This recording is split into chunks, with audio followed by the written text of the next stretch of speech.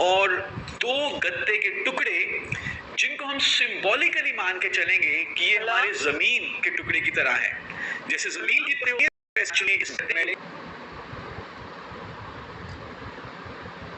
पढ़ते हैं। दोनों ग्लासेस में नॉर्मल प्लेन पानी है, लेकिन एक ग्लास में हम डालेंगे थोड़ा सा एक्टिविटी और उसको मिक्स कर देंगे एक स्पून की मदद से।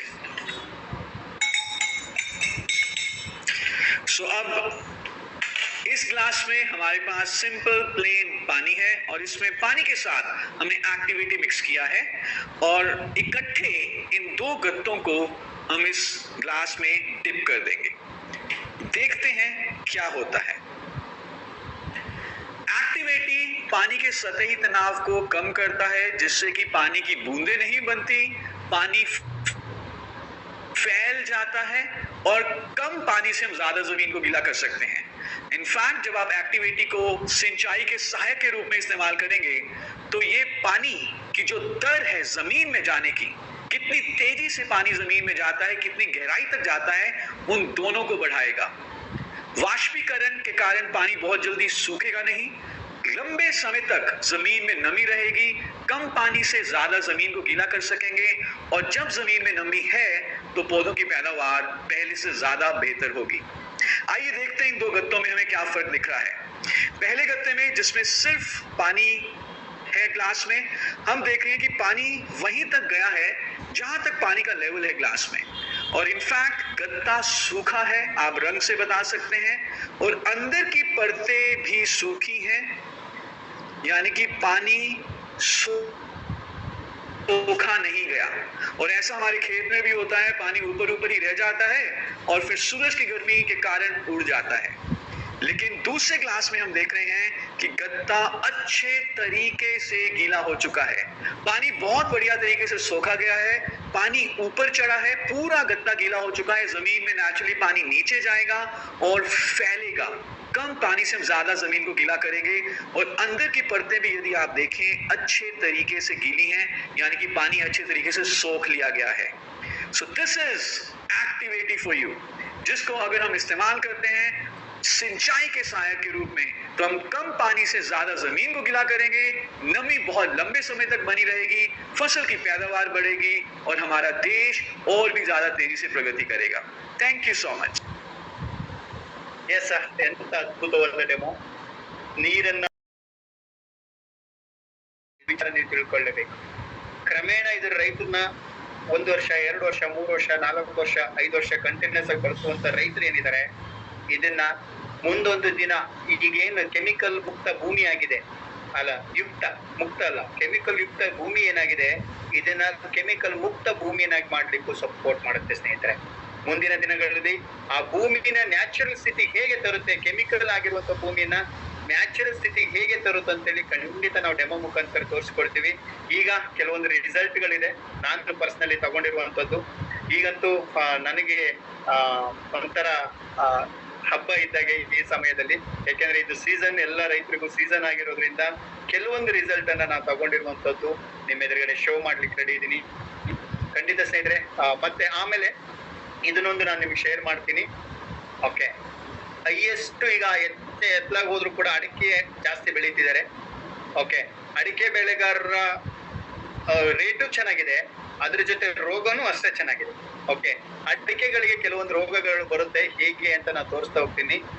ಓಕೆ, ಈ 4 ರೂಪದಲ್ಲಿ ಯಾವುದೇ ರೋಗ ಗಿಡಗಳಿಗೆ ಬರುತ್ತಂದ್ರೆ ಈ 4 ರೀಸನ್ ಇಂದಾನೆ. ಒಂದು ಗಾಳಿ, ನೀರು, ಮಣ್ಣು, ರಾಸಾಯನಿಕ ಗೊಬ್ಬರದಿಂದ ಅತಿ ಹೆಚ್ಚು ರೋಗ ಬರ್ಲಿಕ್ಕೆ ಈ 4 ಕಾರಣ. ಈಗ ಒಂದು ಗಾಳಿಗೆ ಹೇಗ್ ಬರುತ್ತೆ, ಗಾಳಿಯಿಂದ ಬರುವಂತದ್ದು, ಈಗ ಯಾವುದೋ ಒಂದು ಫ್ಲಾಟ್ ನಲ್ಲಿ ಆಲ್ರೆಡಿ ರೋಗ ಇದೆ ಅಂದಾಗ ಇನ್ನೊಂದು ತೋಟದ ಬೆಳೆಗೆ ಸೋಂಕು ಗಾಳಿ ಮುಖಾಂತರ ಹರಡುವಂತ ಸಾಧ್ಯತೆ ತುಂಬಾ ಇರುತ್ತೆ. ಗಾಳಿಯಿಂದ ಸ್ಪ್ರೆಡ್ಡಿಂಗ್ ಆಗುತ್ತೆ. ಈಗ ನಮ್ಮ ತೋಟದಲ್ಲಿ ಇಲ್ಲ ಸರ್ ರೋಗ, ಬೇರೆ ತೋಟದಲ್ಲಿ ಇದೆ, ಸ್ಪ್ರೆಡ್ ಆಗ್ಬೋದು. ಓಕೆ, ಗಾಳಿಯಿಂದ. ನೀರಿನಿಂದ ಹೇಗಾಗುತ್ತೆ ಅಂದ್ರೆ ಕೆಲವು ನಿಲ್ಸಿರ್ತಾರೆ ನೀರನ್ನು, ನಿಂತ ನೀರನ್ನ ಮತ್ತೆ ಹರಿಯುವ ನೀರಿನ ಜೊತೆಗೆ ಸೇರಿದಾಗ ಬ್ಯಾಕ್ಟೀರಿಯಾಗಳು ಜಾಸ್ತಿ ಆಗುತ್ತೆ. ಈ ನಿತ್ಯ ನೀರಲ್ಲಿ ಬ್ಯಾಕ್ಟೀರಿಯಾಗಳು ಜಾಸ್ತಿ, ಅದನ್ನ ನಾವು ಅದರಲ್ಲಿ ಏನಾಗುತ್ತೆ, ಫಂಗಸ್ಸು, ವೈರಸ್ಸು ಇರುವುದರಿಂದ ಇದನ್ನ ನಾವು ಗಿಡಗಳಿಗೆ ಹಾರಿಸಿರುವಾಗ ಕೂಡ ಸೋಂಕು ಉಂಟಾಗುವಂತ ಸಾಧ್ಯತೆ ಇರುತ್ತೆ. ಯಾಕೆಂದ್ರೆ ನೀರು ಕಟ್ಟಿ ನಿಲ್ಲಿಸಬೇಡಿ ಅಂತ ಹೇಳ್ತಾರೆ. ಇದರಲ್ಲಿ ಸೋಂಕು ಉಂಟಾಗುತ್ತೆ, ಫಂಗಸ್ಸು, ಬ್ಯಾಕ್ಟೀರಿಯಾಗಳು ಇರುತ್ತೆ ಅಂತ ಹೇಳಿ. ಜೊತೆ ಮಣ್ಣು ಏನಾಗುತ್ತೆ, ಮಣ್ಣಲ್ಲಿರುವಂತ ಸೋಂಕು ಬ್ಯಾಕ್ಟೀರಿಯಾ ಭರಿತ ರೋಗಾಣುಗಳು ಬೆಳೆಗಳಿಗೆ ಸಸ್ಯಗಳಿಗೆ ಹಾನಿಗಳನ್ನು ಉಂಟು ಮಾಡ್ತವೆ. ಯಾಕೆಂದ್ರೆ ಆಲ್ರೆಡಿ ಏನಾದ್ರೂ ಮಣ್ಣಲ್ಲಿ ಸೋಂಕಿದ್ರೆ ಅಥವಾ pH ವಾಲ್ಯೂಮ್ ಕಡಿಮೆ ಆದ್ರೆ ಇದು ಸ್ಟಾರ್ಟ್ ಆಗುತ್ತೆ. ಅವಾಗ ಏನಾಗುತ್ತೆ, ಅದರಿಂದನೂ ಕೂಡ ನಮ್ಗೆ ರೋಗಗಳು ಬರುವಂತ ಸಾಧ್ಯತೆ ಇರುತ್ತೆ. ಇನ್ನು ಅತಿ ಹೆಚ್ಚು ರೋಗ ಬರ್ಲಿಕ್ಕೆ ಒಂದು ರೀಸನ್, ಈಗ ಕಳೆನಾಶಕ ನೀವು ಕೇಳಿದಿರಾ, ಅದ್ರ ಜೊತೆಗೆ ಈಗ ಗೊಬ್ಬರ. ನಾವು ಹಾಕುವಂತ ರಾಸಾಯನಿಕ ಗೊಬ್ಬರದಲ್ಲಿ ಕೆಮಿಕಲ್ ವಿಷ ಇರುವುದರಿಂದ ಭೂಮಿಯ pH ವಾಲ್ಯೂಮ್, ಪೊಟ್ಯಾಷಿಯಂ ಹೈಡ್ರೋಜನ್ ಕಡಿಮೆ ಆಗುತ್ತದೆ. ಇದರಿಂದ ಭೂಮಿಯ ಫಲವತ್ತತೆ ಹಾಳಾಗಿ ಅದರಿಂದ ರೋಗಗಳು ಜಾಸ್ತಿ ಕಾಣಿಸ್ಕೊಳ್ಳುವಂತ ಸಾಧ್ಯತೆ ತುಂಬಾನೇ ಇದೆ. ಇಷ್ಟೆಲ್ಲ ರೀಸನ್ ಇದೆ. ಆದ್ರೆ ರೋಗಗಳಿಗೆ ಹಂತಗಳಿದೆ ಅಡಿಕೆಗೆ. ಇದು ಫಸ್ಟ್ ತುದಿ ಗರಿ ಒಣಗುವುದು, ಚುಕ್ಕಿ ರೋಗ ಅಂತ ಹೇಳ್ತಾರೆ, ಇದು ಫಸ್ಟ್ ಹಂತ. ಎರಡನೇ ಹಂತ ಗರಿ ಜೋತು ಬಿಡುವಂತ ಸಮಸ್ಯೆ ಬರುತ್ತೆ ಇದು ಅಡಿಕೆಗೆ. ಮೂರನೇ ಹಂತ ಹಿಂಗಾರು ಕೊಳೆಯೋದು, ಹೊಂಬಾಳೆ ಕೊಳೆಯೋದು ಅಂತ ಹೇಳ್ತಾರೆ. ಹೊಂಬಾಳೆ ಬರುತ್ತೆಲ್ಲ ಕೊಳ್ತೋಗುತ್ತೆ. ನಾಲ್ಕನೇ ಹಂತದಲ್ಲಿ 10 ಅಡಿ ಇರುವಂತ ಗರಿಗಳು 3-4 ಅಡಿಗೆ ಚಿಕ್ಕದಾಗ್ತಾ ಬರುತ್ತೆ. ಲಾಸ್ಟ್ಗೆ ಎಡಿಮುಂಡಿ ರೋಗ ಅಂತ ಕಾಣಿಸ್ಕೊಳ್ತಿದೆ. ಇವತ್ತು ಎಷ್ಟೋ ಜನ ರೈತರು ಒಂದು ಗಿಡವನ್ನ ಹಚ್ಚಿ ಅದ ಬೆಳೆ ಬರಬೇಕಂದ್ರೆ ಒಂದು ಹೆಚ್ಚು ಕಮ್ಮಿ ಒಂದು ಗಿಡಕ್ಕೆ ಒಂದು 5,000-10,000 ಖರ್ಚು ಮಾಡಿರ್ತಾರೆ ಸ್ನೇಹಿತರೆ. ಆ ಗಿಡ ಬೆಳೆ ಕೊಡ್ದಂಗೆ ಹೋಯ್ತಂದ್ರೆ ಆ 10,000 ಲಾಸ್ ಆದಂಗೆ.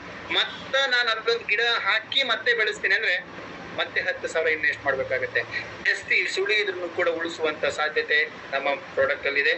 ಜೊತೆ ನುಸಿ ರೋಗ ತೆಂಗಿಗಿರ್ಬೋದು, ಬೆಂಕಿ ರೋಗ ಇರ್ಬೋದು, ಅಥವಾ ಬೆಂಕಿ ರೋಗ ಇದು ಕೂಡ ತುಂಬಾನೇ ಕಾಣಿಸ್ಕೊಳ್ತದೆ.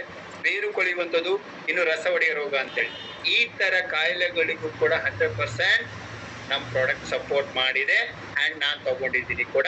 ಅದರಲ್ಲಿ ಕೆಲವೊಂದು ರಿಸಲ್ಟ್ ಅನ್ನ ಕ್ವಿಕ್ ಆಗಿ ಶೇರ್ ಮಾಡ್ತಾ ಇದ್ದೀನಿ. ನಾನು ಸಮಯ ಆಲ್ರೆಡಿ ಕಂಪ್ಲೀಟ್ ಆಗ್ತಾ ಇರೋದ್ರಿಂದ ಕ್ವಿಕ್ ಆಗಿ ಶೇರ್ ಮಾಡ್ತೀನಿ. ಇಲ್ಲಿ ನೋಡ್ತಾ ಹೋಗಿ. ಬಿಫೋರ್ ನಾನು ಕೊಡಕ್ಕಿಂತ ಮುಂಚೆ ಹೀಗಿತ್ತು. ರೈತರು ಈ ಗಿಡ ಬದುಕಲ್ಲ ಅಂದಿದ್ರು, ನಾನು ಓಪನ್ ಆಗಿ ಚಾಲೆಂಜ್ ಮಾಡಿದೆ, ಈ ಗಿಡ ನಾನು ಬದುಕ್ತೀನಿ ಸರ್ ಅಂತ ಹಾಕಿ. ಜಸ್ಟ್ 3 ತಿಂಗಳ ಒಳಗಡೆ 3 months ಅಲ್ಲಿ ಹೀಗಿರುವಂತ ಗಿಡ ಈ ರೀತಿಯಾಗಿ ಚೇಂಜಸ್ ಆಗಿರುವಂತದ್ದು. ಜೊತೆಗೆ ಇನ್ನು ನೋಡ್ತಾ ಹೋಗೋಣ. ಮೊದಲು ಇಲ್ಲೊಂದು ಗಿಡ ಇದೆ, ಇದಕ್ಕೆ ಹಿಡಿಮುಂಡಿ ರೋಗ ಅಂತ ನಮ್ಮ ಕಡೆ ಹೇಳ್ತಾರೆ, ನಿಮ್ ಕಡೆ ಗೊತ್ತಿಲ್ಲ ಯಾವ್ಯಾವ ಕಡೆ ಹೇಗೆ ಹೇಳ್ತಾರೆ ಅಂತೇಳಿ. ಇಲ್ಲಿ ನೋಡಿ, ಈ ಗಿಡ ಸೊಟ್ಟ ಆಗ್ತಿದೆ, ಟರ್ನ್ ಗಣ್ಣು ಅಂತ ಹೇಳ್ತೀವಿ ನಾವು. ಓಕೆ, ಅಡಿಕೆ ಟರ್ನ್ ಗಣ್ಣು ಆಗ್ತಾ ಇದೆ. ಇದು ಕ್ರಮೇಣ ಚಂಡೆ ಬಸ್ತು ಬಿದ್ದೋಗುತ್ತಂತೇಳಿ ನಾನೇ ಪರ್ಸನಲಿ ಕೊಟ್ಟಿರುವಂತದ್ದು. ಇದು ಶಿವಮೊಗ್ಗದಿಂದ ಸ್ವಲ್ಪ ದೂರದಲ್ಲಿ ಇರುವಂತದ್ದು ಈ ತೋಟ. ನಂತರ ನಾನು ಅದನ್ನ ಚಾಲೆಂಜ್ ತಗೊಂಡೆ, ಆ ಸ್ಟ್ರೈಟ್ ಮಾಡ್ತೀನಿ ಸರ್, ಈಗ ಏನ್ ಸೊಟ್ಟ ಆಗಿದೆ ಈ ಮರ, ಸ್ಟ್ರೈಟ್ ಮಾಡ್ತೀವಿ ಅಂತ ಹೇಳಿ 3.5 ತಿಂಗಳ ಒಳಗಡೆ ಸ್ನೇಹಿತರೆ ಅದರ ಬದಲಾವಣೆ ಈ ರೀತಿ ಆಗಿರುವಂತದ್ದು. ಜೊತೆಗೆ ನಮ್ಮ ಮೋದಿ ಕೇರ್ ಪ್ರಾಡಕ್ಟ್ ರಿಸಲ್ಟ್ ಅಡಿಕೆ ಹೇಗ್ ಬಂದಿದೆ ಅನ್ನೋದು. ಓಕೆ, ಅಡಿಕೆಗಂತೂ ತುಂಬಾನೇ ಕೊಟ್ಟಿದ್ವಿ. ಎಷ್ಟು ಹಸಿರಾಗಿದೆ, ಎಷ್ಟು ಹೆಲ್ದಿ ಆಗಿದೆ ಅಡಿಕೆ ತೋಟ ಅನ್ನೋದು. ಜೊತೆಗೆ ಇಲ್ಲಿ ನೋಡ್ಬೋದು ನೀವು, ಇದೆಲ್ಲದೂ ಕೂಡ ನಾವು ನಮ್ಮ ಟೀಮಲ್ಲಿ ಕೊಟ್ಟಿರುವಂತದ್ದು ಸ್ನೇಹಿತರೆ. ಜೊತೆಗೆ ಇತ್ತೀಚೆಗಷ್ಟೇ ಇದು ನಿನ್ನೆ ತಕ್ಕೊಂಡು ಬಂದಿರುವಂತ ಫೋಟೋ, ಶುಂಠಿ. ಇದು 2 ಪ್ಲಾಟ್ ಇದೆ, ಇದು ಒಬ್ರದು, ಇದು ಒಬ್ರದು. ಇವ್ರು ನಮ್ಮ ಮಾತು ಕೇಳಲಿಲ್ಲ, ಅಣ್ಣ ತಮ್ಮನೆ. ಅಣ್ಣ ನಮ್ಮ ಮಾತು ಕೇಳಲಿಲ್ಲ, ತಮ್ಮ ನಮ್ಮ ಮಾತು ಕೇಳಿ ನಮ್ಮ ಪ್ರಾಡಕ್ಟ್ ಅನ್ನೆಲ್ಲ ಬಳಸಿರೋ. ಇದು ಅಣ್ಣಂತ ಇದು ಇಲ್ಲಿ ನೀವು ನೋಡ್ಬೋದು ಎಷ್ಟು ಪ್ರಮಾಣದಲ್ಲಿ ಇದಕ್ಕೆ ಎಷ್ಟು ಡಿಫ್ರೆನ್ಸ್ ಇದೆ ನೋಡಿ. ಶುಂಠಿ ಜಸ್ಟ್ 1-2 ತಿಂಗಳಿಂದ ನಮ್ಮ ಪ್ರಾಡಕ್ಟ್ ಅನ್ನ ಬಳಸಿರೋದು, ಜಸ್ಟ್ 3 ತಿಂಗಳು ಶುಂಠಿ. ಇದು ಎಷ್ಟು ಅದ್ಭುತವಾದ ರಿಸಲ್ಟ್ ಬಂದಿದೆ.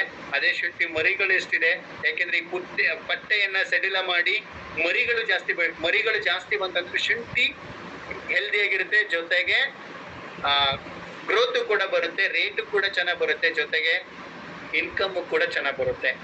ಒಬ್ಬ ವ್ಯಕ್ತಿ ಬಳಸಿದ್ದಕ್ಕೂ ಬಳಸ್ತಾ ಇರೋದಕ್ಕೂ ಇಲ್ಲಿ ಡಿಫ್ರೆನ್ಸ್ ಹೆಂಗಿದೆ, ಹೆಂಗೆ ಮರಿಗಳು ಬಂದಿದೆ, ಎಷ್ಟು ಹೆಲ್ದಿ ಆಗಿದೆ. ನಿಜವಾಗ್ಲೂ ನಿನ್ನೆ ಆ ಪ್ಲಾಟಿಗೆ ಹೋಗಿ ನೋಡುವಾಗ ಕಣ್ಣು ತುಂಬಿಸ್ಕೊಂಡ್ ಬಂದ್ಬಿಟ್ಟೆ. ಎಷ್ಟು ಥ್ಯಾಂಕ್ಸ್ ಹೇಳಿದಿನೋ ಗೊತ್ತಿಲ್ಲ ಸಮೀರ್ ಮೋದಿ ಸರ್ಗೆ, ಎಷ್ಟು ಥ್ಯಾಂಕ್ಸ್ ಹೇಳಿದಿನೋ ಗೊತ್ತಿಲ್ಲ.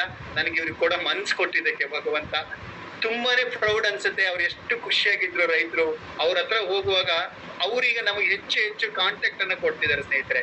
ಜೊತೆಗೆ ಇಲ್ಲಿ ನೀವು ಮಾಡಿದ್ರು ಮೆಣಸಿನಕಾಯಿಗೆ ಮುಟ್ಟುಕೆ ರೋಗ ಬಂದಿರುವಾಗ ನಾವು ಈ ಹಂತದಲ್ಲಿ ಇರುವಾಗ ಕೊಟ್ಟಿರುವಂತದ್ದು, ಅದು ಈಗ ಚೇಂಜ್ ಆಗಿ ಈ ರೀತಿಯಾಗಿ ಇಷ್ಟು ಕಾಯನ್ನ ಕಟ್ಟಿರುವಂತದ್ದು.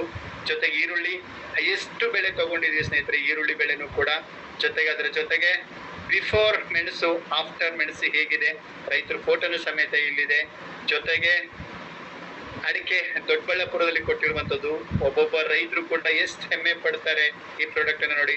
ನಾನು ಈಗ ಮಾಡ್ತಿರುವಂತದ್ದು ಡೈಲಿ ರೈತರ ಹತ್ರ ಹೋಗ್ತೀವಿ, ಈ ರೀತಿ ಎಲ್ಲೆಲ್ಲಿ ರೈತರು ಹೊಲದಲ್ಲಿದ್ರೆ ಕೂತ್ಕೊಂಡು ಡೆಮೋ ಮಾಡ್ತಾ ಇರ್ತೀನಿ. ಎಷ್ಟು ಖುಷಿ ಆಗುತ್ತೆ, ಎಷ್ಟು ಹೆಮ್ಮೆ ಅನ್ಸುತ್ತೆ. ಕೆಲವರು ಓಕೆ ಅಂತಾರೆ, ಕೆಲವರು ಬೇಡ ಅಂತಾರೆ, ಕೆಲವರು ದೇವರಾಗಿ ಬಂದ್ರಿ ಅಂತಾರೆ. ರಿಸಲ್ಟ್ ನೋಡಿ ಕೆಲವರು ಸಾರ್ ಕೆಲವರು ಎಷ್ಟು ಖುಷಿ ಪಡ್ತಾರೆ, ಕೆಲವರು ಊಟಕ್ಕೆ ಕರೀತಾರೆ, ಸಾರ್ ಬನ್ನಿ ಸಾರ್.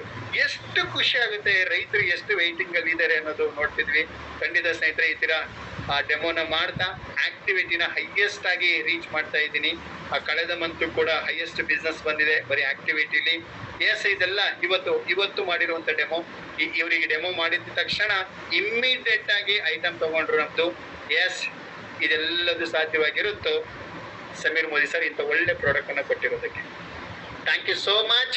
ನೀವು ಇದನ್ನ ತಿಳ್ಕೊಂಡಿದ್ದೀರಾ, ಇದನ್ನ ಆಲಿಸಿದ್ದೀರಾ. ನಾಳೆ ಇನ್ನಷ್ಟು ಇದ್ರ ಬಗ್ಗೆ ಮಾಹಿತಿ ಸಿಗ್ಲಿಕ್ಕಿದೆ. ಖಂಡಿತ ಈ ಅವಕಾಶ ಕೊಟ್ಟಿದ್ದಕ್ಕೆ, ಇದನ್ನ ಶೇರ್ ಮಾಡ್ಲಿಕ್ಕೆ ಕೊಟ್ಟಿದ್ದಕ್ಕೆ ನನ್ನ ಎಲ್ಲ ಗುರುಗಳಿಗೂ, ನನ್ನ ಕೋಚ್ಗೂ, ನನ್ನ ಮೆಂಟರಿಗೂ, ಅವಕಾಶ ಕೊಟ್ಟು ಬೆಳೆಸ್ತಿರುವಂತ ಗಣೇಶ್ ಸರ್ಗೂ, ಈ ಸಿಸ್ಟಮ್ಗೆ ಥ್ಯಾಂಕ್ಸ್ ಹೇಳ್ತಾ, ಜೊತೆಗೆ ನಿಮ್ಮೆಲ್ಲರಿಗೂ ಕೂಡ ನಾನು ಥ್ಯಾಂಕ್ಸ್ ಹೇಳ್ತಾ, ಇವತ್ತಿನ ಸೆಷನ್ ನಿಮ್ಗೆ ಇಷ್ಟ ಆಗಿದೆ ಅನ್ಕೊಂಡಿದೀನಿ. ಎಸ್ ಇದನ್ನ ರೈತರಿಗೆ ರೀಚ್ ಮಾಡೋದ್ರ ಮುಖಾಂತರ ನನಗೆ ಥ್ಯಾಂಕ್ಸ್ ಹೇಳಿ, ನನಗೆ ಥ್ಯಾಂಕ್ಸ್ ಹೇಳೋದು ಬೇಡ, ರೈತರು ನಿಮ್ಗೆ ಥ್ಯಾಂಕ್ಸ್ ಹೇಳೋ ತರ ನೀವು ಸಾಧನೆ ಇದು ಕೊಡಿ ಅಂತ ಹೇಳ್ತಾ ಇವತ್ತಿನ ಸೆಷನ್ ಕಂಪ್ಲೀಟ್ ಮಾಡ್ತಿದ್ದೀನಿ. Thank you, love you all, thank you so much.